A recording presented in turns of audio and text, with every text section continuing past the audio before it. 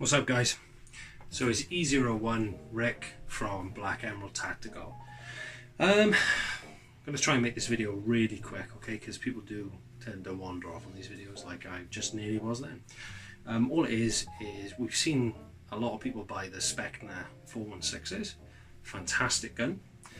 The question that is burning through a lot of people's minds on forums and also on the Facebook site for SPECNA Arms, and that is, I've got a SPECNA 416, what PMAGs can I use? STANAG mags tend to be fine with the gun, it's the PMAGs which are the issue, or you know, PTS mags, things like that, EPM.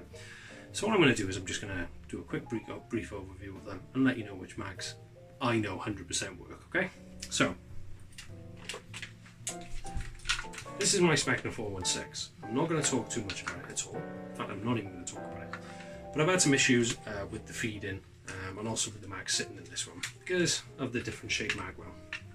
For the purpose of the video, I've got some Velcro in there to try and tighten it out a little bit, because initially I thought that was usually the general solution for most other guns, okay?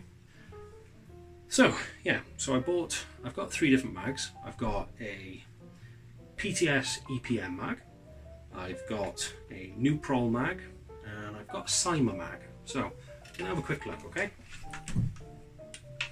This is the PTS mag. Feels nice rubber bottom. Bit iffy on the bullets on the side, but still. So a little bit stiff going in at first. Velcro's working. No click. Does not click.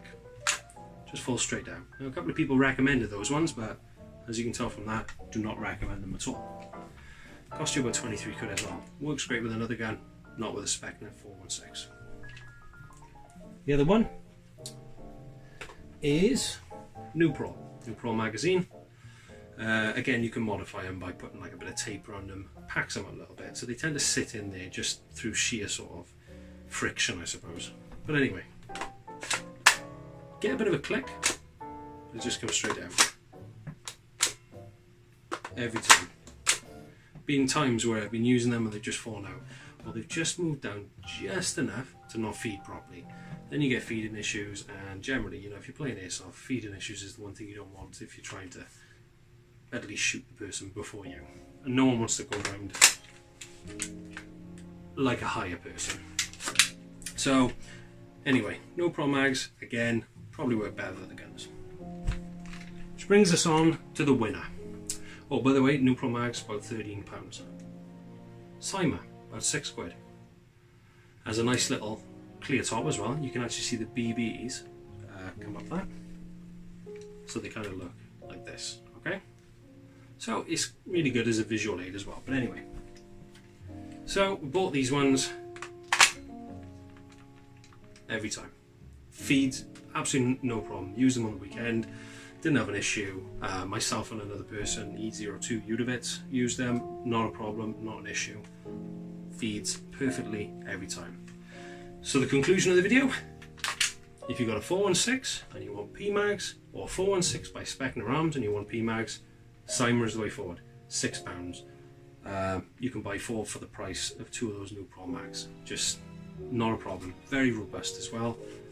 You can still take the bits off the bottom for people who love the little bits and bobs or want to add some like Ranger bases or whatever, but still amazing piece of equipment these are. There is a few things that I think they may, that may be the result. I don't know, I haven't tested them. All I know is I put them in, they work. Is what's the size sort of difference? So we've got different spacing. This is the CYMA mag. We've got different spacing there. Don't know if that's got anything to do with it. And the back as well, as you can see, there's a little bit of a different space in there. Again, not quite sure. Doesn't matter. Feeds, works. Okay. So again, I've said the conclusion, but if you're going to buy a 416 on SPECNA Arms and you want PMAGs at work, stick with the CYMA mags. You can get them from Taiwan Gun. Yeah, that's pretty much it. This is the part where everyone switches off and decides they don't want to help out, but if you guys want to help, subscribe or share this video around, that'd be amazing. We've only got like 60 subscribers anyway.